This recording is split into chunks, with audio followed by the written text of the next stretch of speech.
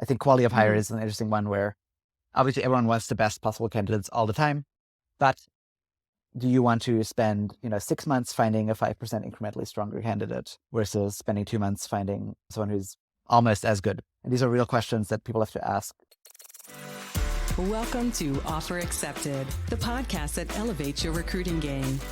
Your host, Shannon Ogborn, interviews top talent acquisition leaders, uncovering their secrets to building and leading successful recruiting teams. Gain valuable insights and actionable advice from analyzing cutting-edge metrics to claiming your seat at the table.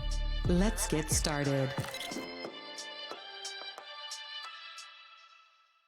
Welcome to Offer Accepted, the podcast. I'm your host, Shannon Ogborn, and before we get started, just wanted to quickly introduce myself. As I mentioned, I'm Shannon Ogborn, pronouns she, her. I have a background in recruiting and having previously worked in diversity staffing for Google. Currently, I work as our community lead and rec ops consultant here at Ashby. Moving forward, the goal of this podcast is to really enable recruiting teams and leaders through tactics and stories that will be a catalyst to hiring excellence. I'm here with our CEO and co-founder of Ashby, Benji Encz. His journey came to the company through personal experience after having many pain points as a hiring manager, so many pain points that he decided to do something about it himself. So since starting Ashby, he has discussed the challenges of recruiting and recruiting tools that will enable success with hundreds of customers and TA leaders. Using these valuable insights and experience of his own, the Ashby team is focused on building a product that empowers recruiting teams with the tools to unlock and achieving hiring excellence.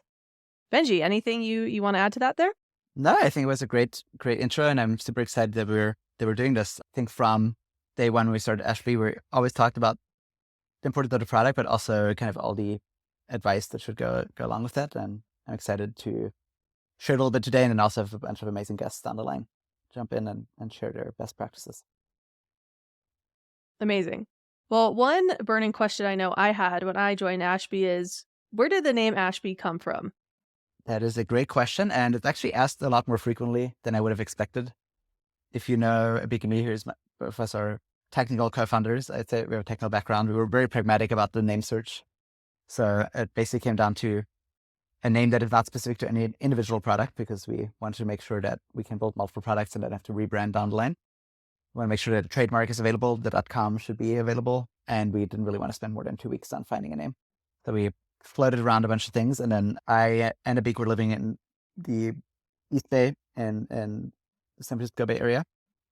And Ashby is the name of a street and a neighborhood, and we went for a bunch of other street names, but that was the one we liked the most and felt it's easy to pronounce. One thing we did not anticipate in all of this really structured approach is that there's a really poorly rated B movie called Ashby, which still ranks pretty high on Google if you look today.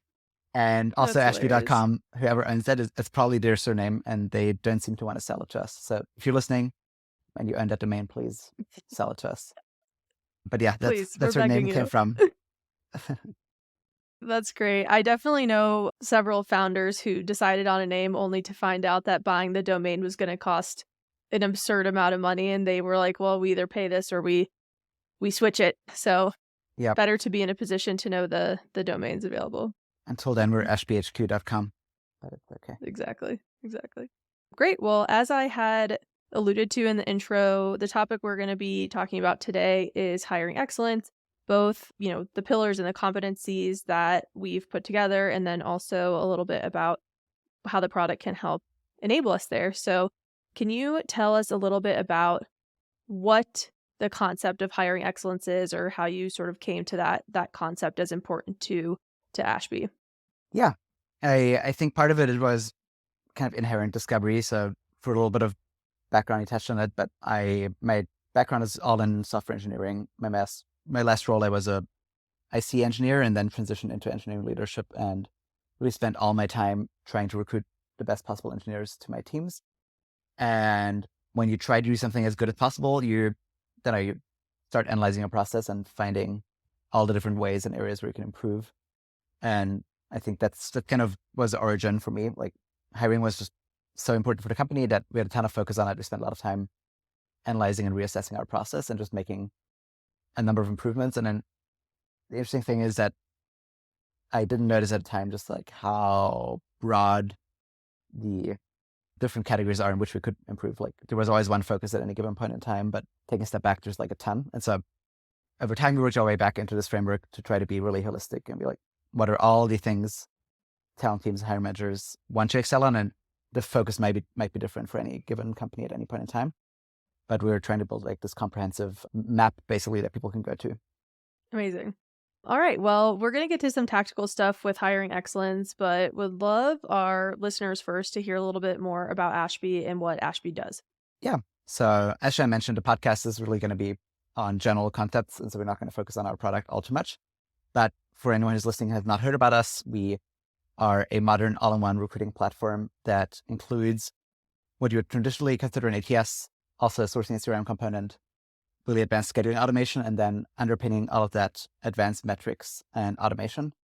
And the reason that correlates quite strongly with the topic is we're going to touch on all the different areas of the hiring process. And we've kind of really thought about Ashby as a comprehensive product that touches every candidate touch point and can really help your team achieve excellence in these different areas. And that's kind of the framework for how we think when we are designing the product. And we'll probably get into some more examples as we get into the framework. Got this little visual that's hopefully helpful for people that are watching, because we've got a little bit of ground to cover. Perfect. So let's break this down a little bit. What are the components of hiring excellence? I see some core competencies in addition to some pillars here. So tell me more about that. Yeah. So this was some great work by our marketing team and a little bit of work for myself, but we've kind of tried to take all these ideas and best practices we've gathered over the last couple of years and package them into something that's more digestible. And so what you're looking at is kind of two parts. There's core competencies and then there's the underlying pillars. You can think of the core competencies as the high-level areas in which different talent teams are focused to improve at any given point in time. And within that, there are a ton of subcategories that we'll get in over the next couple of podcasts and blog posts, etc. So, for example, candidate attraction is the category around how do we ensure that we have the best possible candidates in our pipeline? And best can be a lot of different criteria. It could be you have specific diversity goals, you have specific seniority goals, etc. But it's really focused on how do we get the best possible candidates into our recruiting process. And so you can imagine within that, there's outbound sourcing, there's employer branding, there's all the different categories that play into that. And so we have these 4 high-level categories that try to cover anything a recruiting team may do. And then below that, we have 3 pillars. And these pillars are almost more like a culture / mindset that your organization should apply to become better at these 4 categories at the top. And so these are things that are really general, but drive improvement. We can get into them in just a bit. Perfect. So let's start with some of the pillars and then we'll get into the competencies like you said. Does any 3 of these stick out to you as particularly important or more important than the other? Or would you say that they're all sort of equally important to an organization? Good question. So on the pillar side, I think the continuous improvement one is probably the most fundamental one. And I kind of touched on that in the intro, like how do we arrive at this framework? It's really a result of continuously trying to figure out what are we doing today? How can we do better? What is the next most important thing to prioritize? And so the continuous improvement pillar is around measuring how you're performing in areas that you care about, identifying where you can do better, and then building a plan towards improvement in that category. And it's probably the most foundational of these 3. The efficiency one is really important because you can do all of these 4 things extremely well in a very inefficient way and still not be a valuable talent function to the business. You know, if you're producing world-class hires, but it takes 600 interviews per hire, then probably the business partners will not be happy with that outcome. So the efficiency part is really a important balancing to the quality of your performance in these different areas. And then organizational agility we put in here because I think it's been very evident in the last couple of years that whatever talent teams need to focus on can change pretty quickly. So we went from, hypergrowth and headcount attainment being like the number 1 goal to now efficiency and quality of hire being significantly more important. And so, yeah, teams need to be able to adjust. So all important, but number 1, I'd probably pinpoint as the most important. Awesome. Let's drill down some more into continuous improvement. So I see some commentary here on using data to identify gaps. Any thoughts on, how people really excel in this area, or are there any organizations that you've talked to that do this really well that, have a good best practice around this? Yeah, I think the high level idea here is to use data to actually inform decisions and learn from past behavior, which I think is not always the way teams in general, but also talent teams have used data. I think there's other ways to use data, which is, the business needs certain metrics from me. They want to know how long does it take to fill a role, where are hires coming from. And so I'm going to compile these metrics and send them to someone because someone asked.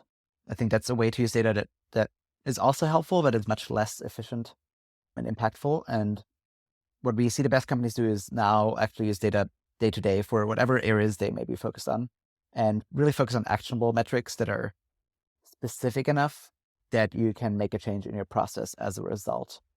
And that means, for example, oftentimes drilling multiple layers into a data point. Usually when you look at a metric and you see some kind of outlier, that's the beginning of a journey to answer a question. It's not the answer in and of itself. And the best teams drill into multiple layers to get to the underlying answer.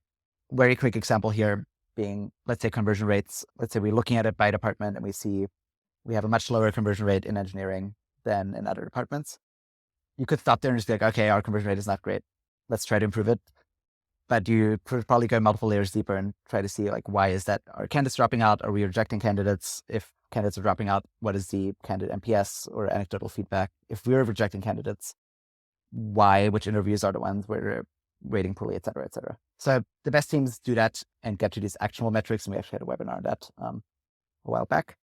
In terms of examples, a lot of our customers that are on our website today, I think, fall under that category. I think that's one of the main reasons people come to Ashby is because they already have this drive to really use data in an operational manner. So Definitely. I, through my time in recruiting, saw that, or really learned quickly that data only tells part of the story, and you have to really dig into it to find what is that story. You can't always take a metric at 100% face value. There's so many factors. There's so much more to it. And that's the actionable piece to Yep. kind of take away there. And the other part is goal setting. So, when you start out, you working with data, you usually don't have a great baseline. But then once you have established a baseline, you want to measure your performance to improving that. And I think that's another thing that sets really strong teams apart. They don't just say like, oh, let's monitor the offer acceptance rate, but it will say, let's try to improve this offer acceptance rate to this percentage because we think it should be 80%, not 65, and then track their progress towards that. That's kind of the second part. For sure. Awesome. Well, so how does this continuous improvement in the data play into operational efficiency? Like you had mentioned, a lot of companies right now, and I know that my customers at Ashby have really been focusing on this as they're hiring a little bit less than they were previously, is, okay, we have a little bit of a pause in hiring, a little bit of a break in terms of volume. So how do we actually utilize this time to make things operationally efficient? Yeah, interesting area. I think the efficiency matters in a lot of cases, not only in kind of just downturn, mostly because there's like some flexibility. Obviously, in like 2021, when everyone was trying to, quadruple their headcount, efficiency was probably not the number one priority. But there's still some boundaries on like how many interviews you want to do, how much dollars you want to spend on recruiting efforts. And there's another part of efficiency today where it's like a lot of our customers have so much inbound applicants that are actually trying to figure out like, how do we find the best candidates without, doing so many interviews that we could, given all the amazing talent out there. So I think there are a lot of different ways to look at efficiency. The key thing for me is that it's kind of an underlying metric you want to track in parallel to all of your performance on these core competencies. So for all of them, there's a little bit of a trade-off of how good do we want to be at this thing, and then how much efficiency do we lose by trying to be even better at that thing, and trying to kind of find that balance, right? I think quality of hire is an interesting one where obviously everyone wants the best possible candidates all the time, but do you want to spend 6 months finding a 5% incrementally stronger candidate versus spending 2 months finding someone who's almost as good? And these are real questions that people have to ask. And so yes, right now in this downturn is a much stronger focus on efficiency. And I think part of that is that there are teams that just have to do similar volumes with way less bandwidth, team size, and maybe dollars available. So that's actually an interesting tangent we could get onto if you want to chat about that briefly. But Because I actually think Yeah, some well, companies certainly seem to have time is overcorrected. money. But, oh yeah, yes, and I think one thing I'm seeing is that some companies have reacted a little bit, as we've seen in 2020, where like, oh, we're not going to hire, Mhm. let's reduce our team size drastically, but then relatively quickly after the headcount requests start coming back, it's like, oh, actually, we're not going to pull back as much as we thought. So now please work with a smaller team, but still fulfill these pretty lofty kind of headcount goals. And so a lot of folks in the industry are just looking at, okay, given that we have to have a more flexible team size, how do we work more with outsourced resources? How do we work more with tools, which things can we streamline to just be more efficient? Some of For my sure. thoughts in that category. How do you feel like the Ashby product enables this concept of operational efficiency? Because I know that a lot of our customers feel like this is a particular focus for them, especially for 2023. Curious your thoughts on what you hear from our customers too. Yeah, multiple facets. I think as with the other pillars, it starts with measuring. So having data is super important, so that you actually know your baselines and you have a sense of how efficient you are today. And again, the data can be around how many interviews does it take to make a hire, how many applicants we need to review, kind of all the activities that go into it, and kind of identifying the bottlenecks. But then there's the other side too of what do people actually need to do in the tool to move candidates through the process. And so we focus quite a bit on very minute things, like how many clicks does it take to move a candidate in application review forward or reject them. In a lot of other systems, it's 6, 7, and we try to make it 1 if you kind of pre-configure things. And so if you have to review 600-700 candidates, you can do that significantly faster. And then, so there's kind of end user experience, there's data, and then somewhere in the middle, there's automation where we aim to build Ashby in a way that you can kind of encode a lot of your process into the tool, and you can take away kind of this manual oversight and manual operation and replace it with intelligent automation. So kind of one feature we have around is called alerts, is something that customers lean on quite heavily. And alerts are this like really configurable way to say, whenever something happens in the system, let's trigger a notification and send it to the right stakeholder.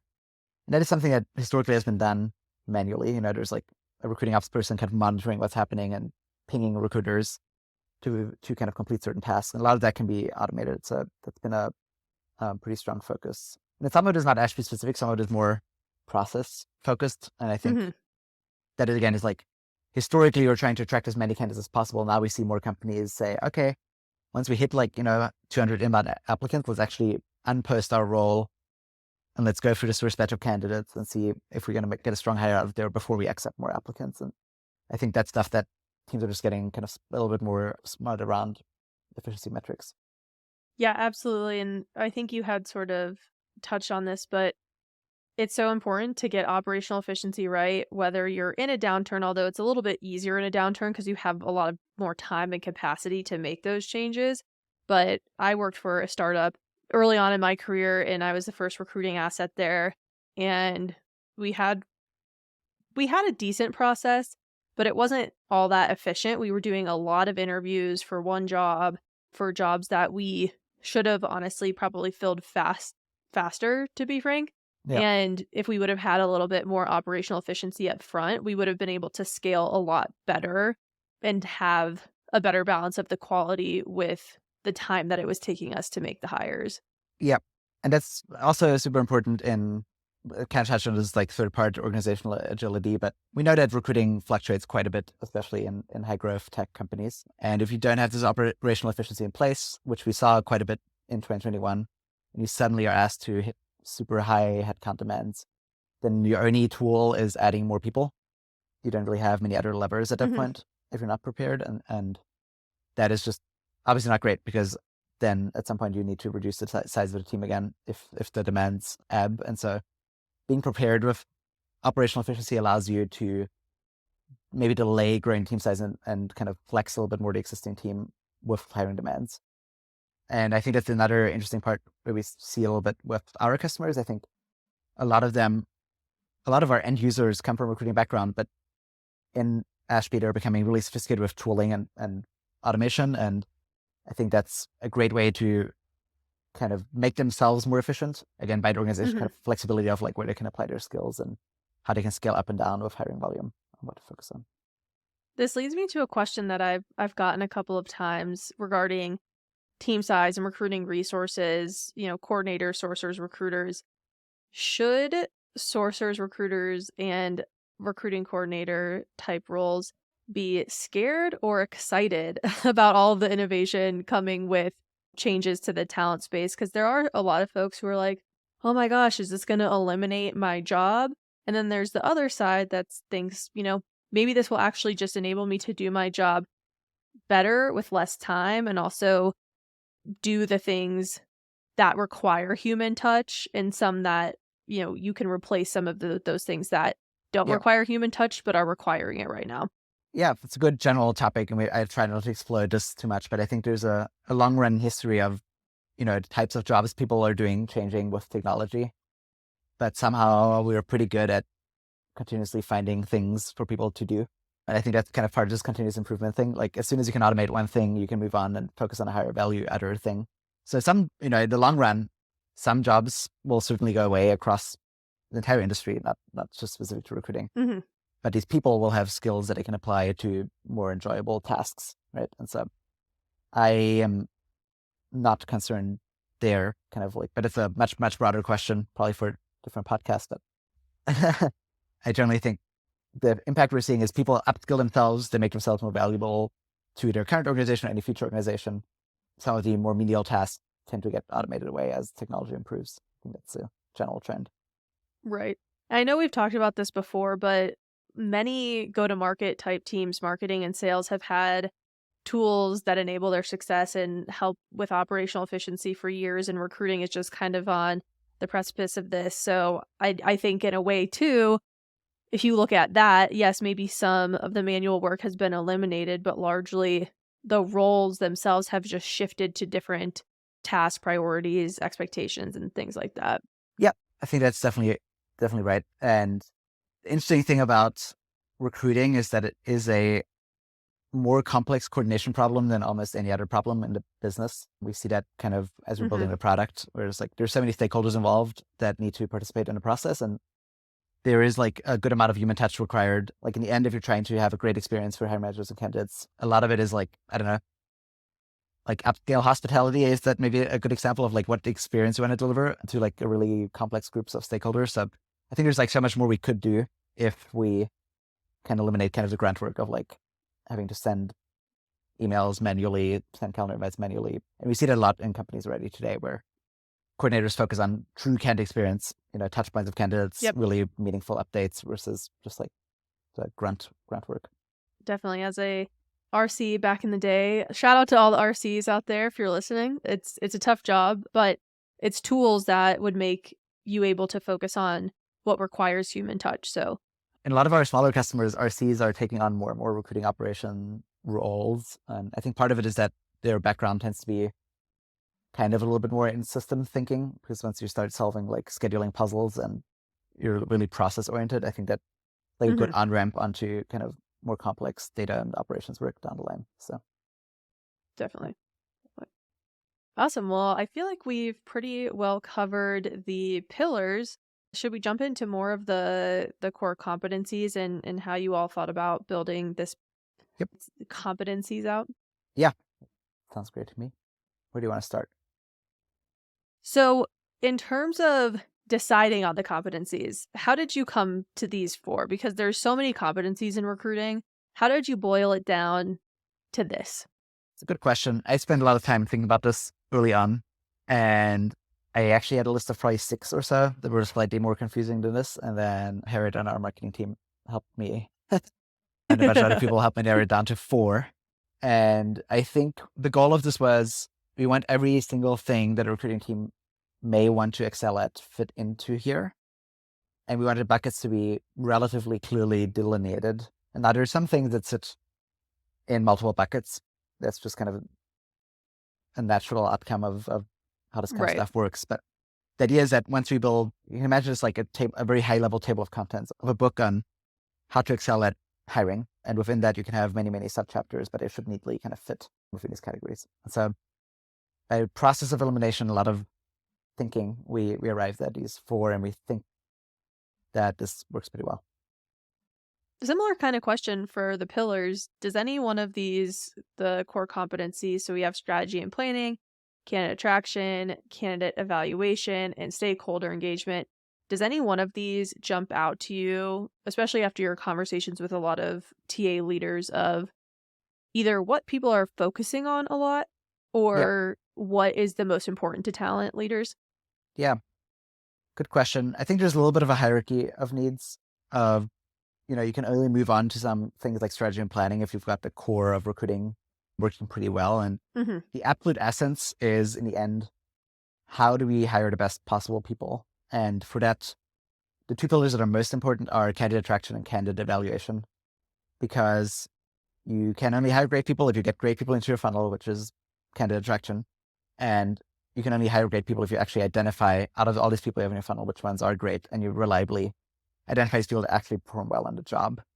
And so that's where most teams start. And that is a continuous area of investment, but it's the most important ultimate outcome. And then the other things are still very important, especially at scale. But I'd say that is at the core. These two competencies in the middle are the most important. Great.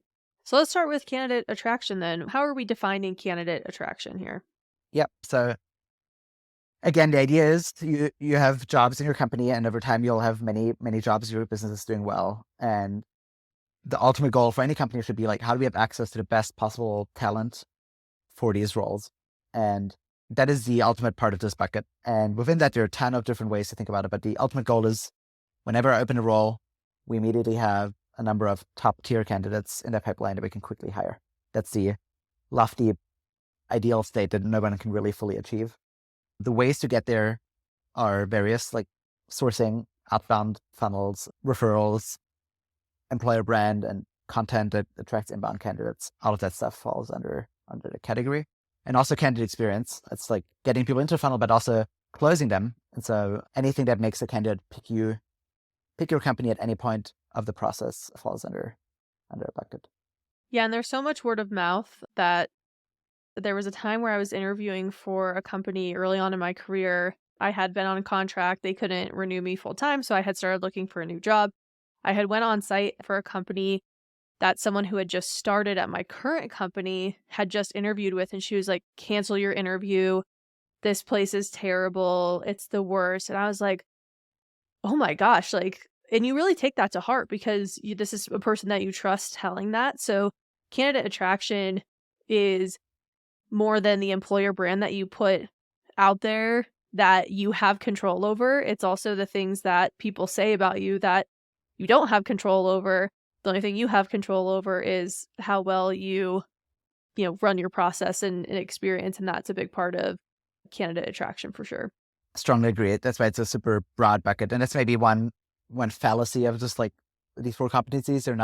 They don't have equal weightings in terms of the content within them, but I still think the framework works pretty well. But candidate attraction is like a massive, massive area. And you're right. It obviously goes all the way to like your employer. Like, how do people actually feel at work?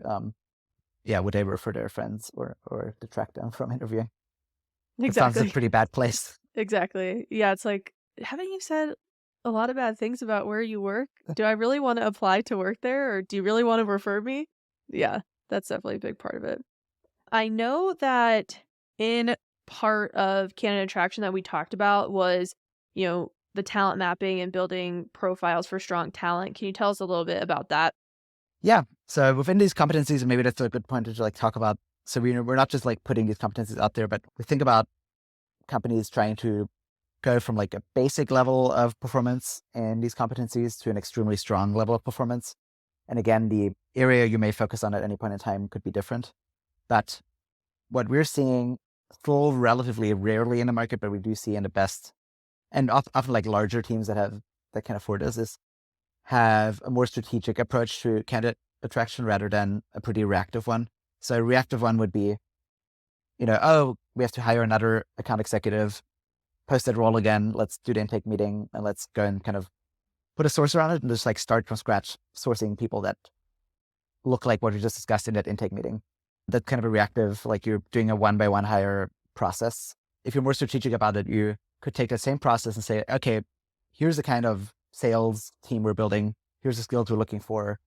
Which other companies are out there? Where do we find the kind of people that may have these skills or track record that matches what we want? And you kind of build out this map of the market. And then whenever a role opens, you go in with a prepared mind, maybe even a prepared database of like companies or even individuals to reach out to and to get into a funnel. And I think that process still happens relatively rarely, but we see some of the strongest teams and again, the larger ones focus there. Yeah, and I can say as someone who has done a lot of sourcing in the past that benefits both the hiring manager and the recruiting team because you don't feel like you're just throwing spaghetti at the wall and seeing what sticks. You actually have a good plan and you're utilizing your time wisely. Yeah. So let's go to the second portion of candidate evaluation. Obviously, a very important area because every company is trying to select people that are going to do well in the job, and they're going to set them up for success in the job, and the person is going to be satisfied and do well in the job. What else is there to this competency of candidate evaluation? Yeah. So I think industry has made really good progress on how we interview. I think that was an issue, 10, 15 years ago when I talked to my dad about what my company does. Still doesn't quite understand because for him, it was like, oh, I just got a stack of resumes and then I looked through them and I picked 2 or 3 and I sent them to HR and they did an interview and they gave me a person back on the other end. So the way we evaluate in interview loops has become a lot better, at least definitely in our segment of the industry we're kind of serving. But I do think there's still room for improvement, specifically on what actually happens after we made this hire and kind of closing the loop with post-hire performance. So today, most talent teams still stop at like, okay, we've delivered this person. We have a relatively predictive interview loop. This person graded well on that interview loop, so we did our job well. But then many times you'll learn like, oh, actually, this person did well in the interview, but they didn't do well on the job. And why is that? And so the best teams are taking that evaluation a step further and looking at kind of the outcomes of the hiring process post-hire. And more companies are doing that. Again, there's like a range from reactive to strategic. Reactive would be like, we just hired 3 people that had amazing scores and we had to let go of them for performance reasons. Let's create an emergency meeting and discuss how you're going to fix this, which is great. Like that's being responsive to the data. But you can be a little bit more proactive around how you systematically kind of track post-hire performance. But the big pillars are, how do you assess candidates in the funnel and in post-hire? And then we touched on this a little bit in the pre-brief, but also how do we balance that with what candidates want to experience in the process? We can maybe talk to that. I thought you had some interesting points there. Yeah, I mean, there's the means that you're collecting information from the candidate, but it also goes back to all of these are looped in together, right? All of them overlap in some way, shape, or form. And there's so many people who go through these interview processes that they're like, that was just a horrible experience for me. I felt like the interviewers were very cold, or I felt like the questions didn't really match the job description, or just a whole lot of nuanced things, especially for technical interviews. When someone's doing things based off of data structures and algorithms, there's a lot of technical folks who just feel like that's not very representative of their day-to-day work and their true skill set and their ability to do certain things. And so people will remove themselves definitely from process if they feel like the evaluation process is too long, or projects is another hot topic. Like, you're expecting me to do basically free work, for a 10-hour, 20-hour project, and that's just not reasonable anymore. And I would say even in the market that we're in right now, where there's a lot of people in tech looking for jobs, you still need to make sure that your process is buttoned up and the experience is good. One, because it's the right thing to do and it's going to make things more efficient for you. But when things come back and it's harder to hire talent, you don't want to be in a position of setting yourself up for failure when other companies have been implementing good practices all along. Yeah, I'd agree with that. But so back to kind of how this ties back to evaluation. The goal of the evaluation bucket is to build the best possible predictive interview process that tells you like we are as certain as we possibly can be that this person is going to be a fantastic performer in the role, and balancing that with making sure that people that go through that process still want to work for your company. And then there's some topics that overlap with these. So like interviewer training is a good topic, where interviewer training has 2 parts to it. It's like you want to make sure that these interviewers are assessing the candidate really well, but also that they can speak to the company and to the role and can sell the candidate. And so there are definitely some topics that sit in both these categories. But candidate evaluation, to kind of wrap that one up, again, we want to be super predictive of our interview loop as possible. And the reality is you can only get so far, but how can we get better and better over time at predicting job performance as efficiently as possible? Yeah. And for what it's worth, when I was doing my IO, Industrial Organizational Psychology Masters, we learned very quickly and very often that there's actually not really that great of predictors of job performance right now. So a lot of studies ignore technical interviews and interviewing for kind of technical roles. And I also think ignore some of the progress that's been made in like, more sophisticated hiring processes where the questions are more relevant. I think a lot of the criticisms go back to these like free-form, unstructured interviews where you're just kind of sitting there and talking about someone's past experience. But yes, so I think we're a little bit better than the myth of like, interviews don't predict performance, but we're trying to get even better. Exactly. Yeah. So how does this tie into stakeholder engagement? Because a lot of the work that recruiting does around candidate attraction and evaluation is pretty dependent on the stakeholders at your organization, really trusting recruiting from the top down, being invested in recruiting from the top down. How are we thinking about that in this concept of hiring excellence? Yeah, I think you touched on a couple of good topics. I think there are probably two key areas that companies tend to focus on. One is making sure that the whole organization understands the importance of recruiting. The second part is that the organization trusts the recruiting function. And I think that's where you see probably the most dysfunction in otherwise pretty well-run companies, where there is kind of a lack of trust, either for lack of understanding of how recruiting works or kind of wrong expectations or maybe past bad experiences. But the symptoms you see here is like, a hiring manager who will open a job and then like 2 weeks later be like, I haven't seen any candidates. What's going on? Like, I think the recruiting team isn't working on my job or they don't care. So this bucket is really helping bring the business along with recruiting in these two pillars. Mm-hmm. And a big one for that is being really proactive about recruiting processes and bringing data and process to the organization and kind of instill confidence and be like, this is how recruiting works at company X. Here's what happens when you open a role. Here's the data you're going to get. Here's how we performed historically. Here's what you can expect. Here are different touch points we're going to have with you. I think the best companies are really good at having TA lead and drive that and communicate that out. And if you're not doing that, then you're kind of leaving in the hand of kind of the business stakeholders, and you get kind of more of these ad hoc data requests and kind of maybe a lack of trust from the beginning because they don't know how you're working and what to expect. Definitely. And if I've learned anything from working with our customers, it's that having the data and being able to provide that to stakeholders is so much better than just exchanging anecdotes. Oh, I feel like you're not sending us any candidates. Oh, I feel like you're rejecting every candidate we send you.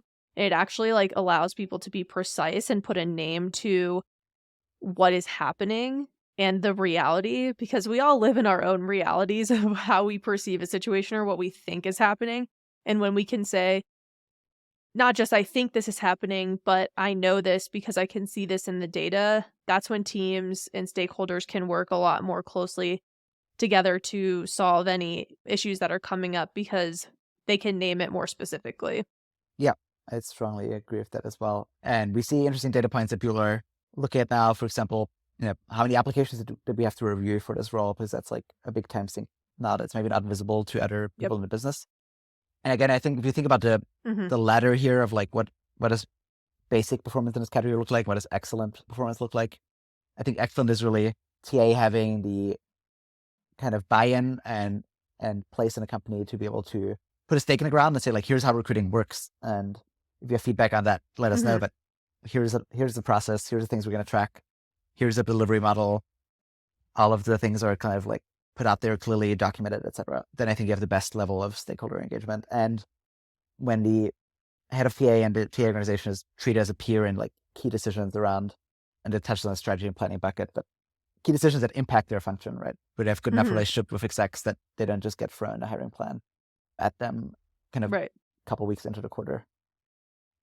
Yeah, there's definitely a strategy to including people to collaborate and work together, because I can tell you one thing: if you don't give people a good enough plan, they're going to start filling in the gaps with their plan, but you also have to really bring hiring managers and directors and department heads and stakeholders into the fold so that they feel like the plan works with them and their organization too.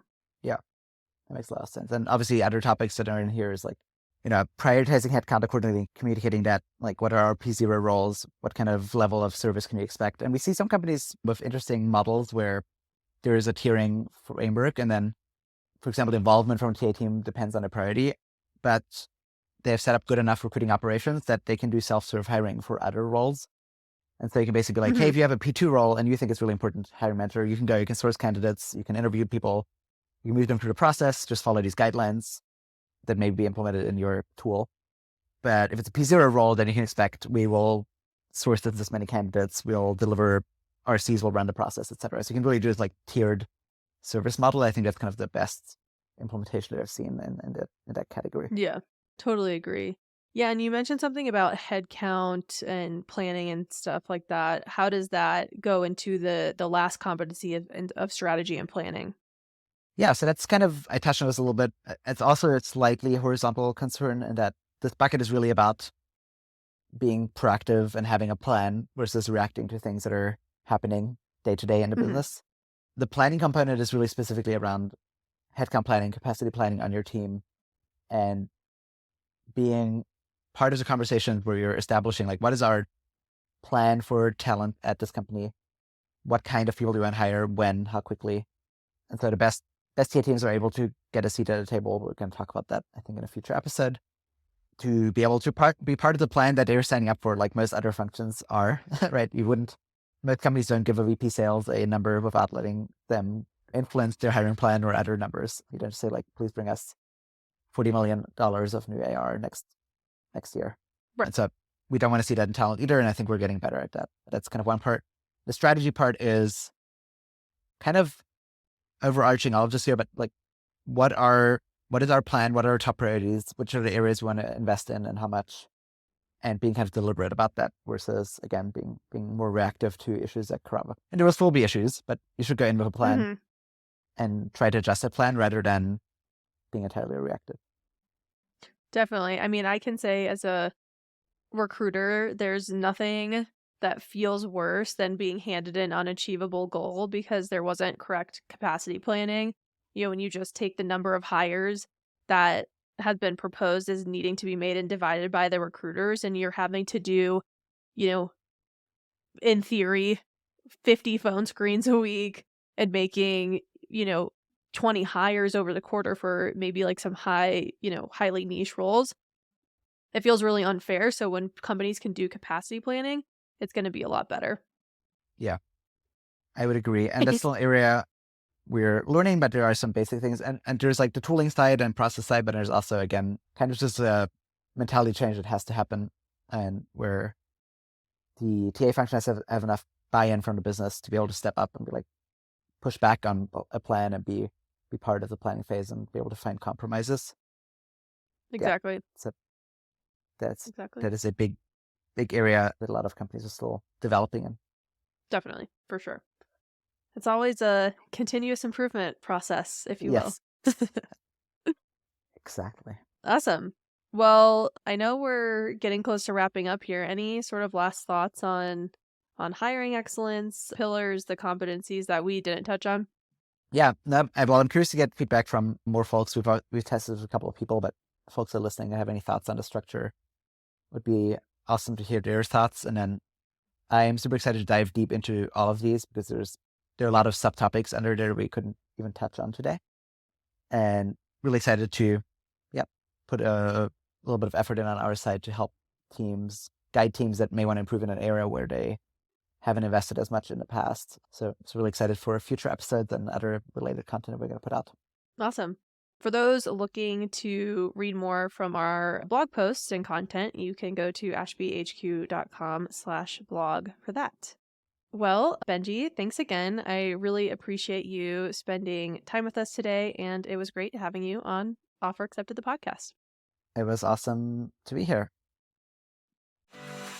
Thanks for listening to Offer Accepted, the podcast for ambitious recruiting professionals, brought to you by Ashby, the all-in-one recruiting platform. If you enjoyed this episode, be sure to follow and share with your TA community. We'll see you next time.